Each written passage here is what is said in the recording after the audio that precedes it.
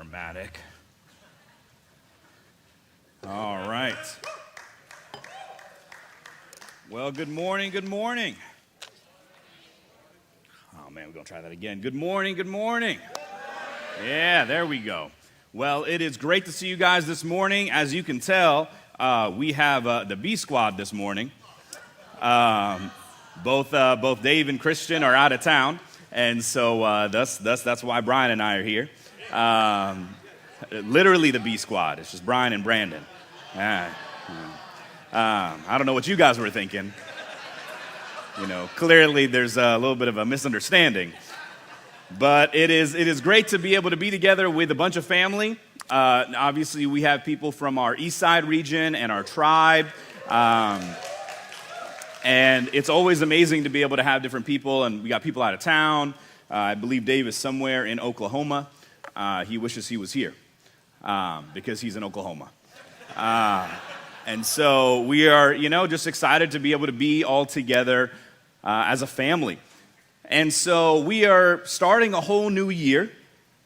And typically when things like this happen, it's the usual way of thinking where we kind of talk about like New Year's resolutions, that kind of a thing, right? There is kind of this idea that for whatever reason we have where it's kind of this new year, new me mentality. Now, we have kind of collectively bought into this. Whether or not we believe it or not, there's now a lot of skeptics and cynics who are just like, no, I don't believe in that. I'm going to do whatever I want. That's okay. But for whatever reason, there is this idea that I think is so tempting and tantalizing and exciting. This idea of potential. Right? Everyone loves the idea of potential. Everyone loves the idea of, this year things can be different. This year something else will change from the way that I've been living my life, that there is a blank canvas in which I'm able to be able to do something. And, this is not really a spiritual belief, right? Like the whole new year, new me, New Year's resolutions, right? It's not a Christian belief. It's probably closer to an American belief, if anything else. I think if you talk to people from other cultures, they're not necessarily all talking about their New Year's resolutions. So I think this is a distinctly American concept, right? The belief that we can make changes in our lives, whether it be financial or emotional, physical, or that's kind of the biggest typical ones people talk about, right? Is people want to either lose weight or get stronger or whatever it may be. If we just put our minds to it. This year could be the year. And it's interesting because these changes, we can convince ourselves that these changes would bring a clear benefit to our lives, so much so that we would make sacrifices for this change.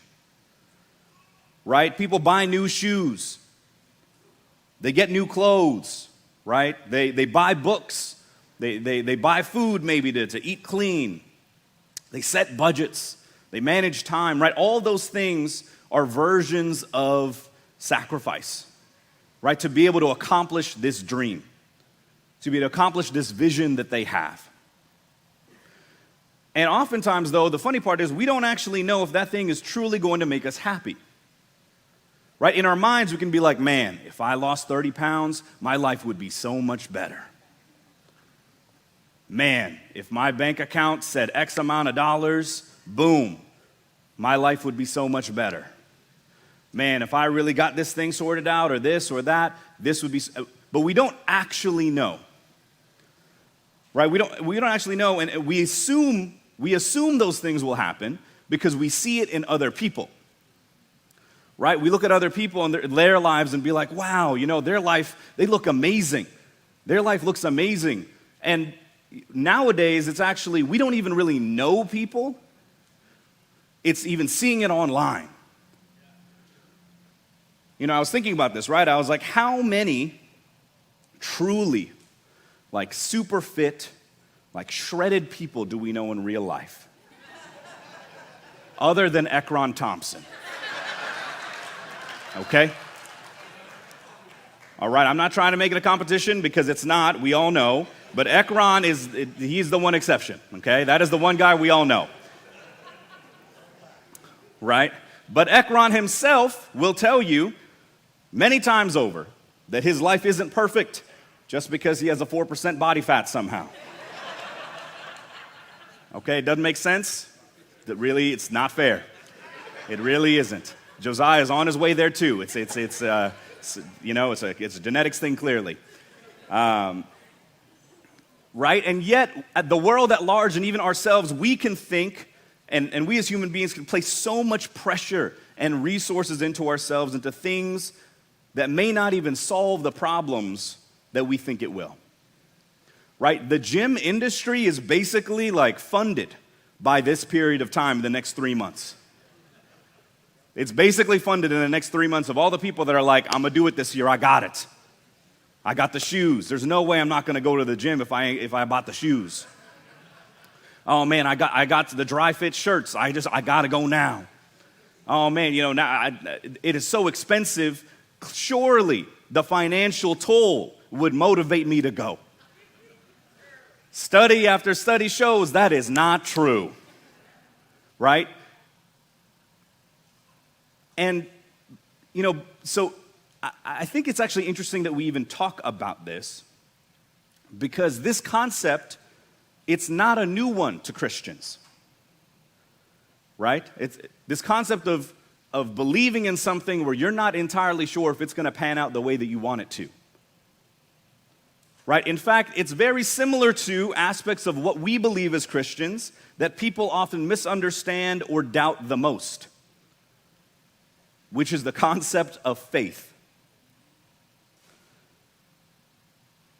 It is fascinating to me that people have so many issues and will have conversations with me about thinking, Brandon, it's kind of dumb for you to have faith. When, honestly, right now, today, there's a lot of faith that people have into something they don't know is going to work or not. That is not related to religion whatsoever. There's a lot of faith that people are putting into their own selves and their own abilities and the dreams that they have. And so it's funny to me, and I think it's an interesting contrast that we have to think about, that for whatever reason, it's hard for people to see faith in God in the same way that they don't see faith in a New Year's resolution as silly. Right? So we're going to read here in 2 Corinthians. So just to be very clear, that's not going to turn on. We're having some technical difficulties. So just kind of figure out how to mentally move your eyes to whatever side if you need to look at there's not going to be a lot of slides. But it says here in 2 Corinthians chapter 4, verse 16 through 18, we talk about faith. Therefore, we do not lose heart. Though outwardly we are wasting away, yet inwardly we are being renewed day by day. For our light and momentary troubles are achieving for us an eternal glory that far outweighs them all. So we fix our eyes not on what is seen, but on what is unseen, since what is seen is temporary, but what is unseen is eternal. Faith is believing what you cannot see. So for those that think that having faith is illogical and fanciful when it's about God and it's not when it's about these new year, new me beliefs, I think we got to look into that. Even into ourselves, right? Do we perhaps maybe have more faith in our New Year's resolution than we do into God? Humans have been driven by faith ever since our existence. And I don't necessarily mean a religious faith, right? Following some sort of religion like Islam or Christianity. But we have this innate part of us that drives us forward by the faith that things will get better. That there is food on the horizon. That there is light at the end of the tunnel when we don't see it. You look at the history of mankind and exploration in general, that's just faith that there was land somewhere out there in the sea. There was no proof. They were just sailing, and they were hoping that maybe there was land. If that's not faith, I really don't know what else that could be. You are putting your life in danger. You could die on the water if there was nothing else out there. and you are putting your life on the line because you believe somebody told you a story once that maybe somebody touched land. Right? Whether it's even earlier peoples, whatever you want to say, whether there's more food to be found, whether there's more gold or spices or knowledge, because we don't know everything. That's the realities. We don't know everything. We aren't in control of all the things in our lives. And so we have always needed to believe in something because we can't see everything. We need to believe in something when our vision stops.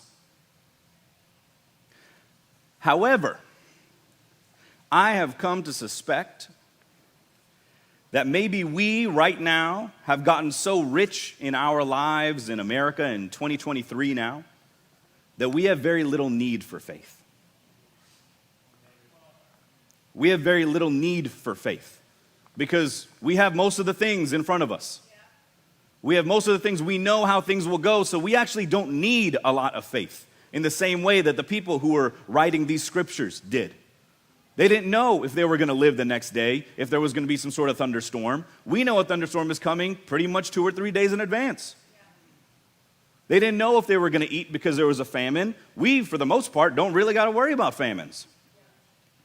So for us, our understanding of faith is very different from theirs. Because for us, we don't actually really need to have a hope that we can't see. Because our lives are pretty comfortable.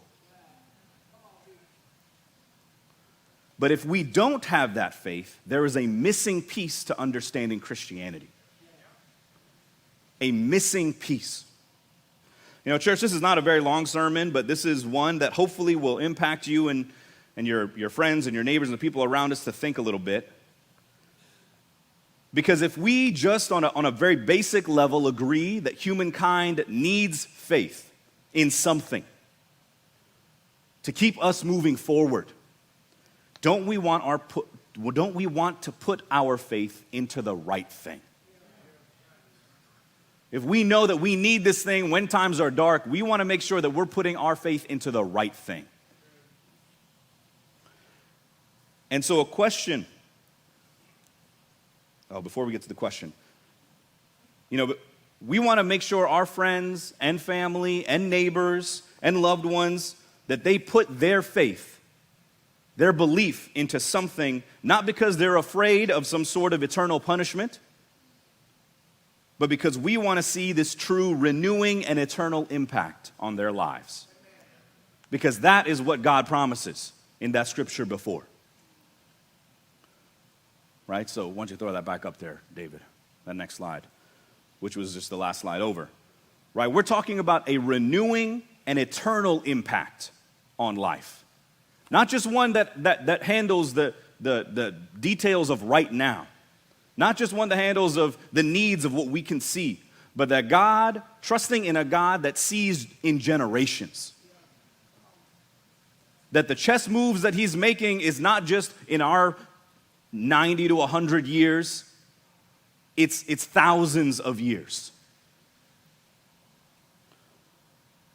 A question we should ask ourselves is what am I putting my faith in?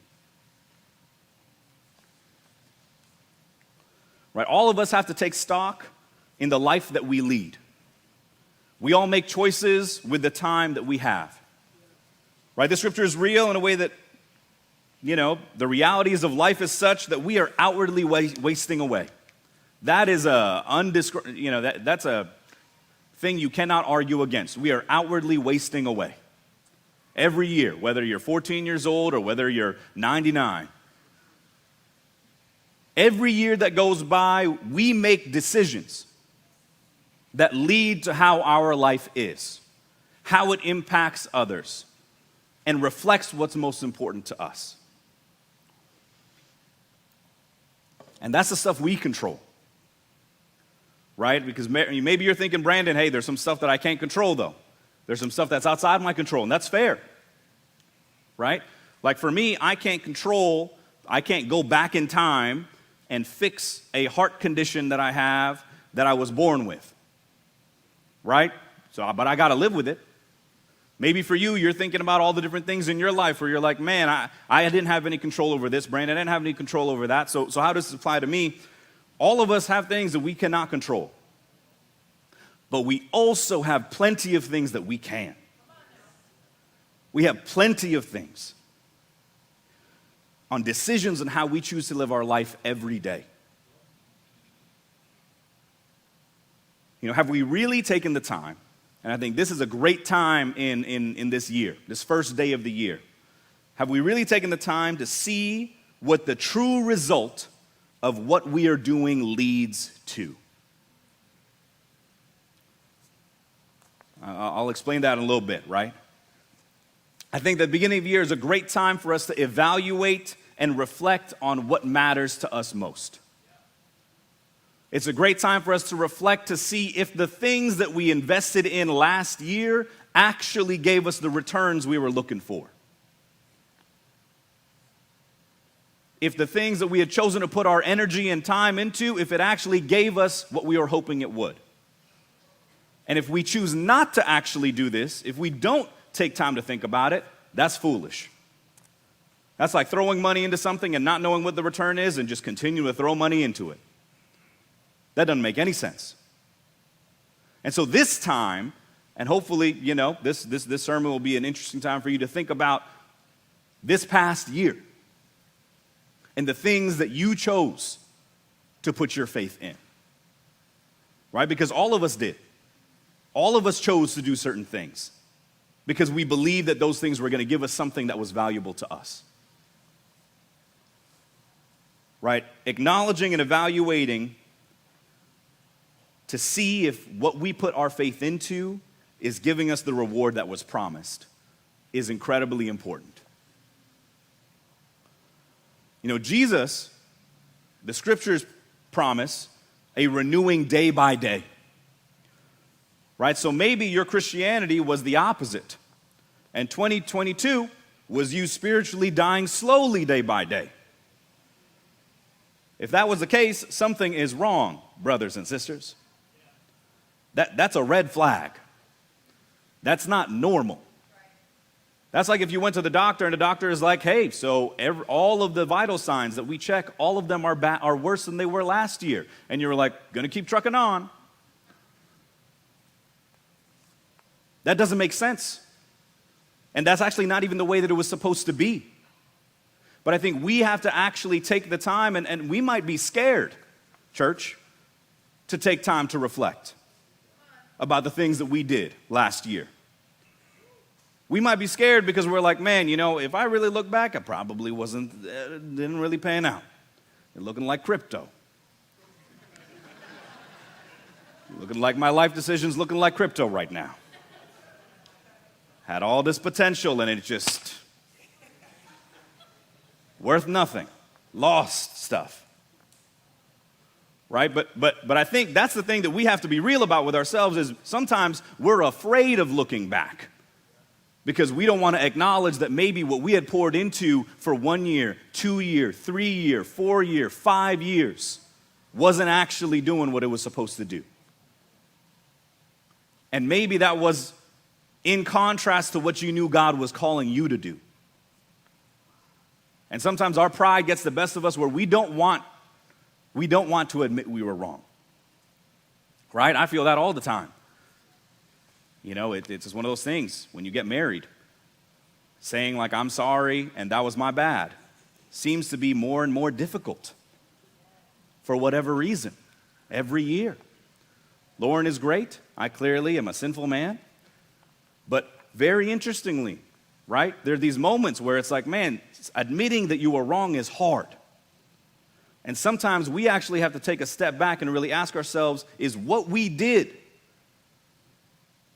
is that actually what we wanted? And taking the time to actually evaluate that. Taking the time to talk to the people you trust the most and say, hey, how did this go? And let's talk about this. Or are we just going to pretend, you know what, it is what it is? I'm not going to learn any lessons from last year. I'm going to just do the same thing again. I'm going to just do the same thing and hope that it's going to be different this time. right? And let me be clear here, even with the whole, I'm sure there's some people who are like, oh man, the people dying spiritually day by day. I don't mean that there's something wrong with you if you felt like you were dying every day spiritually, worse and worse. What I mean is, oftentimes it means we're not doing it the right way. And we're doing it the wrong way by ourselves. Right? Because if the scriptures are promising renewal, if the scriptures are promising eternity, then it should not be this place where we're constantly in agony and pain and everything is terrible. It should be a red flag to be like, maybe I'm not doing this right. So, I figured now would be a good time to throw a little personal thing to bring people's attention back. So, David, next slide. Boom. So, this is the gym that I go to. It is called the House of Gains. All right. It is an intense gym filled with people who take steroids. And so they are massive. Men, women, doesn't matter. They are massive. It's a great way to be humbled when you just see like these women dumbbell bench pressing these 90-pound dumbbells, like easy, not even breaking a sweat. And I'm just like, wow, okay, that's just like how heavy I am. You're just going at it. Go for it, So, this is the gym that I go to. Shout out to Georgetown. And what's interesting about this is you're like, oh, why'd you take a picture of this? Because I want you to see what is right next to, sandwiched, actually, no pun intended, but kind of intended, in between the gym. For those who have bad eyesight or I was hoping it was going to be on this big one, it is sandwiched, literally in between a Double Dave's pizza and a Pokey Joe's barbecue. Okay, the gym is literally sandwiched in between two of these places. Okay, that is where the gym is located. This is an interesting image. Trust me, it will flow into what I'm talking about here. Younger, more foolish Brandon would have gone to this gym, and then at some point, in the many times walking up that parking lot, and if I came up on the right side of the parking lot, I'd smell the pizza. If I came up on the left side of the parking lot, I'd smell the barbecue. And in the middle, it would be just this heavenly mix of both. And a younger foolish Brandon would have been like, you know what? And what I had done before, previously, was I would just go to the gym and then just eat whatever I wanted. Be like, look at this. How convenient. You go to the gym, you eat some food, you go home, it is what it is. Right? It would somewhat even out. Right? The thing is, just to let everybody know, it doesn't work that way. Okay, it doesn't. And because I did not have people to teach me many years ago exactly what I needed to do, I would be incredibly frustrated with my lack of progress, even if I was putting in significant effort. Right? I'm sure many people know what it's like to go to the gym, you think you're doing great, but you're not doing other things, and so it seems like things are not working because they're not, because you're doing it wrong. But you are putting in that effort. Right? You're getting up in the morning. You're going. You're lifting. You're walking. You're running, whatever it is. And I've had segments in my life where I would go to the gym regularly, and I would get in a rhythm, and I would hurt myself. Right? So I'd be benching, hurt something in my shoulder. Squatting, my leg would get jacked up, whatever it was. After a few weeks, and it would just cycle this way. And a lot of it was because I just wasn't getting the help that I needed. There weren't people who knew what to do to teach me.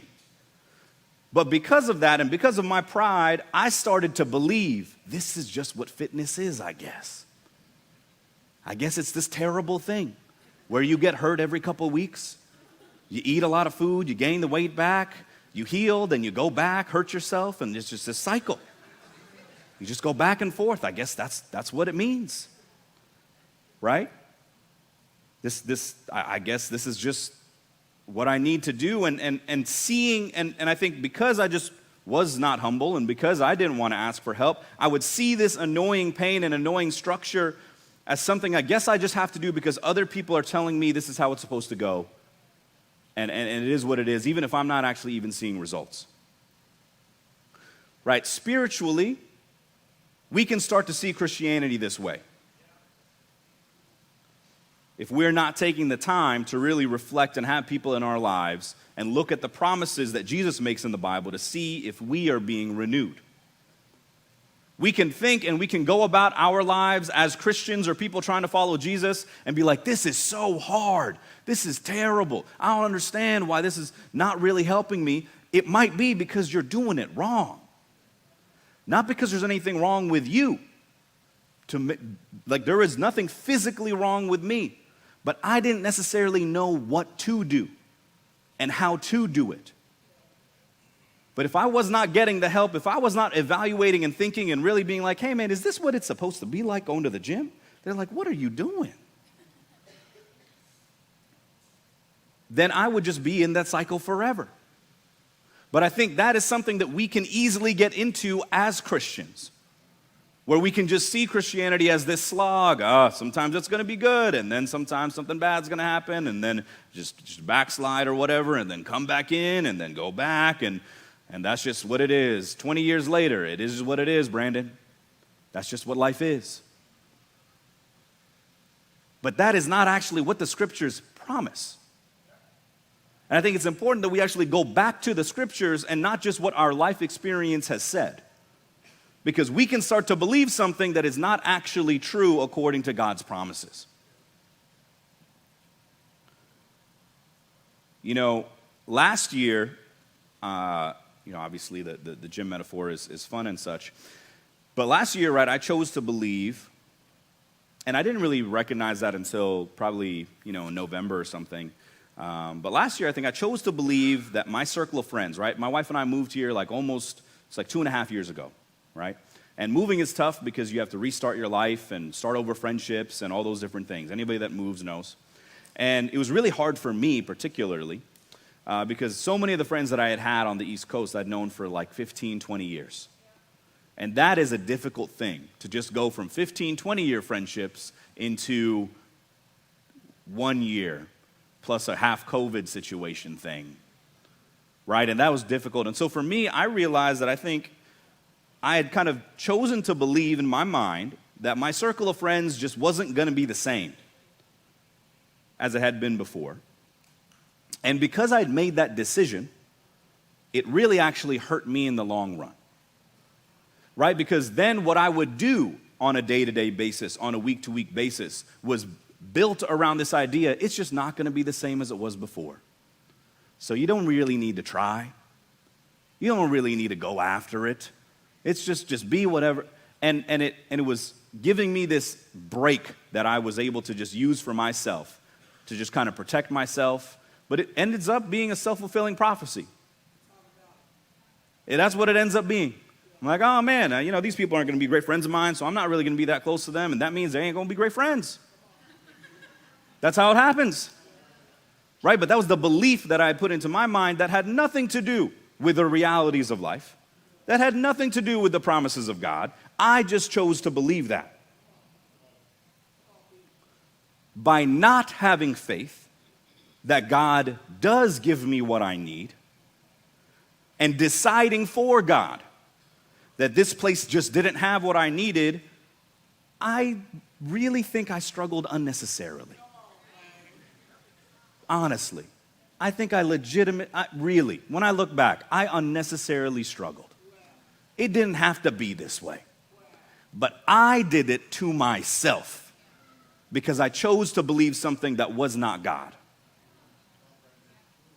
Right? I had to have a talk with one of my brothers who was close and who just said point blank to me, he said, Brandon, man, if you decide it ain't going to work before you try, you aren't being faithful with what God could have in store for you. Okay. All right. You got to have those friends who are just going to tell it as it is. Because that is the truth. Is I was choosing to not be faithful.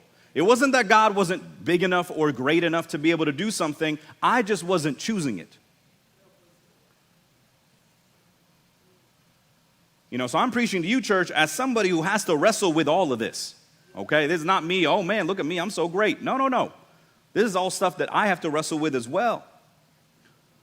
Especially when things are discouraging. Especially when things are frustrating. It's healthy to deconstruct and reconstruct the faith that you have as time goes on.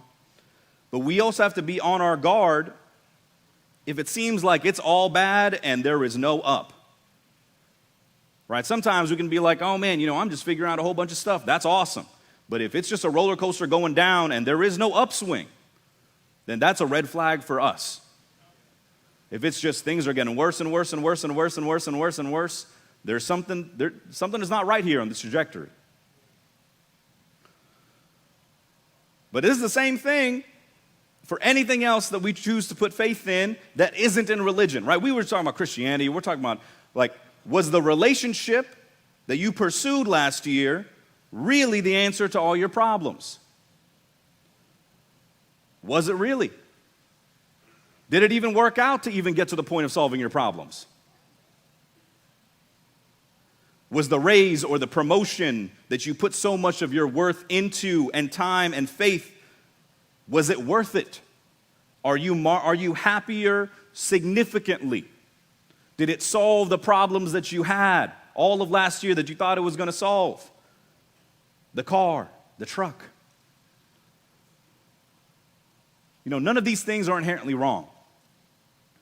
But each thing has its place in terms of importance and what it can actually do for us. There's a limit to what those things can do with the faith that we put into it. And we have to be incredibly aware of the fact that time is a precious thing. And we get to choose, ultimately, what to put our faith in. There are a lot of things in our life that are completely outside of our control, but the one thing that we get to choose is what to put our faith into and what we choose to continue to invest in and what we choose to trust. Church, we got to be honest with ourselves. We all know the saying. What's David? Next. There we go. Fool me once, shame on you. Fool me twice, shame on me. Now, shame, obviously, triggering word. Hopefully it doesn't mess too many people up. Honestly. But there is a concept here that's interesting, right? There are things that we can't control. That's not on us. It is what it is. But if we choose to continue to go down that path again, knowing what that path leads to, that is on us. That is on us, and we got to actually be real about that. We can't go and cover up with the, oh man, it was outside my control. It's like that may have been outside your control at a certain point, but we're now willingly going down this path. And sometimes it's tough, but we got to recognize that maybe the thing that we put our faith in last year wasn't what was best, and we need to grow and change. Maybe it was multiple things. The amazing thing about God, though, if you're feeling down, is that He does promise an opportunity of renewal that is every day. Not just every year, not just 6 months, not just whenever some season rolls around. The renewing is every day. So we can choose today is going to be different today. Tomorrow is going to be different tomorrow. Every day we get to choose that something will be different. Now, it's going to be hard at the beginning. It's going to be difficult, but we get to have and hold on to the promise that the renewal comes every day if we choose to believe in that. Right? Satan is alive and willing, though, okay? So maybe you don't believe in Satan. Go back to the picture of the gym. Okay? Understandably, I understand we got issues of faith and stuff. This is demonic. Okay? This is messed up. This ain't right. But it is what we have to deal with all the time. We try to do the right thing, and bam, right next to us is a pizza spot. We're trying to get healthy, so we decide to go to the other side of the parking lot. Bam, barbecue. Things are constantly going on. We have to be aware of the fact that this is what we have to be real about, that this is what life is. And that we have to act accordingly. We have to choose to fight. If we choose to start fixing our eyes on the unseen versus the seen, You know, the amazing part is it doesn't have to take months and months for us to deserve it or even gain fruit from it. Right? You got to legitimately go to the gym for months and months for you to really see great change. I know for me, after I read the Bible once, I feel changed. And that's the frustrating part about going to the gym, right? You go to the gym, you're sweating and everything, and ain't nothing going on. It's just stuff is just happening under the skin.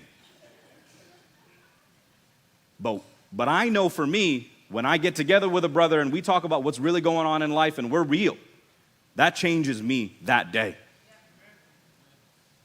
When I choose to go and serve somebody else, that changes me that day.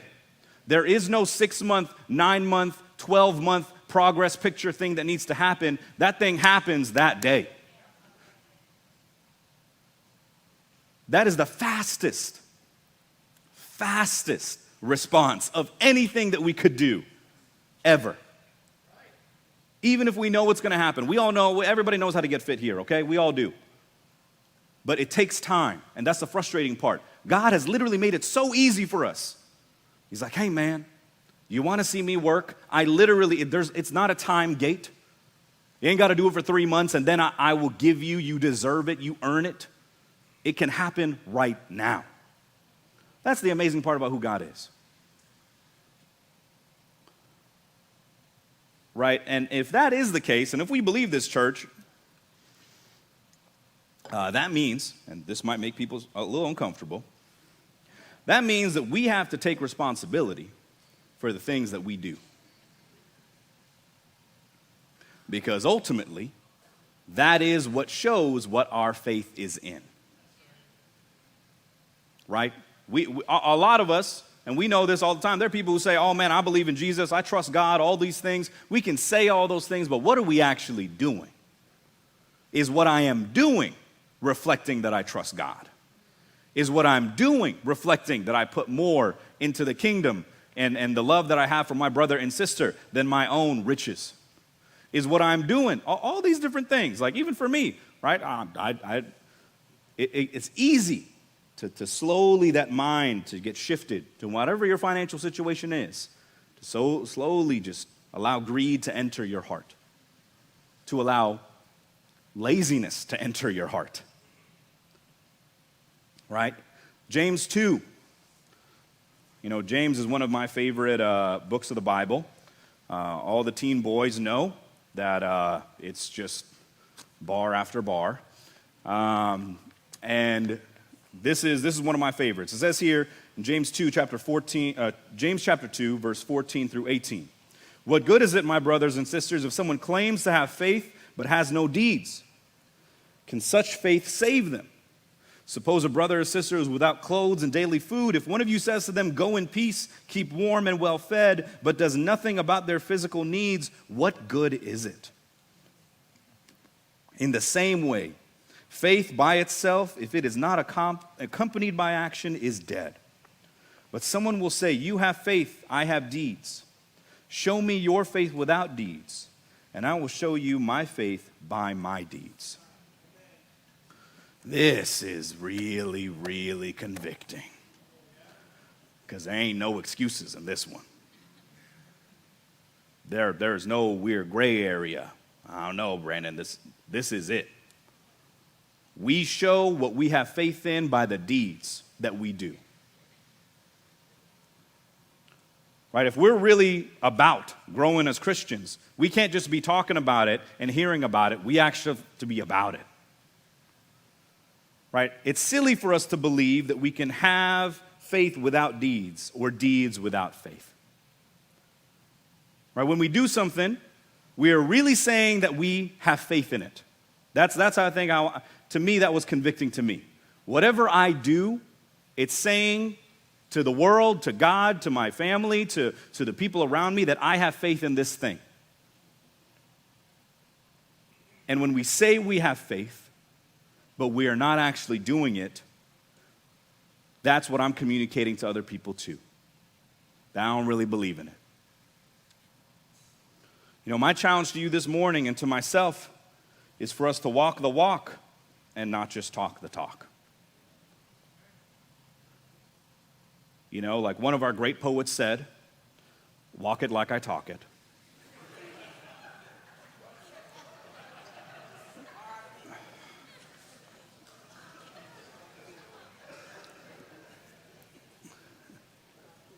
You know, church, I believe that 2023 has great potential for amazing things. I really do. Probably not the stock market for a while, but the things that Jesus talks about and what matters to God, I believe great things can happen. This is a year you could grow and have an incredible marriage. Marriage is difficult, family, okay? It is difficult. I love my wife. She's amazing. She is not the difficult one. I'm the difficult one. Well, sometimes it is her, to be fair.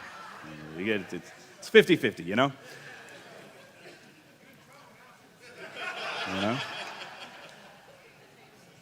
But we actually have to choose to be spiritual all the time to make marriage work. So for those of you who are married, that's just something we got to do.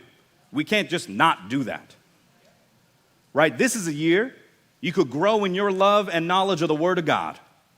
It doesn't have to just be me or Dave or John or Brian or Christian preaching up here.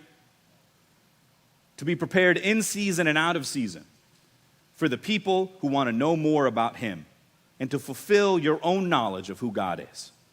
To build your own maturity, to be filled and trained to have solid food and not just spiritual milk. This is a year that you could be like Jesus and choose to be in other people's lives, to just be there. To be a supporting brother or sister to someone around you, because we all need it. Okay, we all do. This is a year you could do something greater than anything I've said this morning, because God promises we can do amazing things. You know, God works on the eternal. The things that have a greater impact outside of our own selves and what we can see. Right? I think in many cases it's kind of like we're playing a rudimentary game of checkers and He's playing high-level 3D chess. Right? We're looking a couple steps ahead. We're like, oh, that's cool. This works. And He's like, got 7 other things that thing means. And so there's an eternal factor to who God is. There's something incredibly impactful that we don't even know until we look back and see, wow, that faithful decision, I really thought, you know, it is what it is. But this thing impacted people in ways I could not imagine. And there are story after story after story in this church of that same thing happening. Where you look back and you're like, I just did something real simple, and it turned out to be this amazing miracle. Right? I mean, there are legitimately, even with me, like the Amics, right? What a crazy situation, right? Joe Ellen happened to be with my parents while they were missionaries in Korea years ago. I never met Joe Ellen before. Suddenly they show up to church. They're like, I think I know you. You look like somebody from 20 years ago. It's kind of crazy. And now we get to be able to, and the love and the fellowship and all those things that Joellen was able to have with my parents, I think legitimately has impacted me to who I am and helped move that along so that I could now be here. And in a weird, crazy, full circle way, now also impact their kids.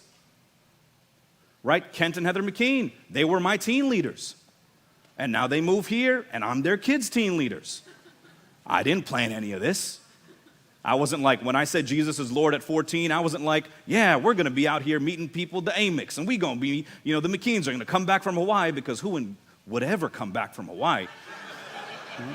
You know, like, oh man, clearly this is what's going to happen. No. God was working in this 3D chess in ways I could not imagine. And that's just my life with 2 families. There are many more things that God has done and is continuing to do right now. You know, church, this year, Austin Christian, I believe, will be doing more to serve the community, more to serve our own families, more to love our neighbors. And, you know, that's all really exciting stuff that we want to be able to present to you at some time. But the truth is we need you guys to be with us. for that to happen. And this is not like a whole financial thing, like, oh, you need to pay more money. That's not what this is. I'm talking about your hearts. Straight up, honestly, because that's where some people can go to. That's where I go to typically. I'm like, okay, so what's the dollar amount you're talking about? No. That's not really what we're talking about. What we're talking about is having the heart and the mindset and the belief that us going after and trusting in the eternal is something that we're willing to invest in. And that means something different to everybody. But that is something that we need. And for us to be able to help the most people possible, we got to have that. We got kids running around. I got to close up. Yeah, so what we're going to do is we're going to pray right here. We're going to have one last song, I believe. Yep. And, we'll call it a day. All right.